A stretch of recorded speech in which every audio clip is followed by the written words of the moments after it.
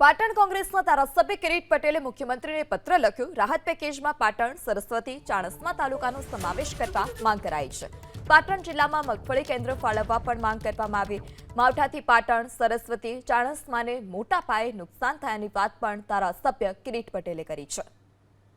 ત્યારે ધારાસભ્ય કિરીટ પટેલ કે જેઓએ મુખ્યમંત્રીને એક પત્ર લખ્યો છે, રાહત પેકેજમાં પાટણ, સરસ્વતી અને ચાણસ્મા તાલુકાનો સમાવેશ કરવા પણ માંગ કરવામાં આવી। આ સાથે કે જે એક મગફળી કેન્દ્ર છે તે પણ પાટણ જિલ્લામાં ફાળવવામાં આવે તે પ્રકારની માંગ કરાઈ છે, કારણ કે માવઠાને કારણે ખેડૂતોના મગફળી સહિતના પાકને વ્યાપક નુકસાન છે।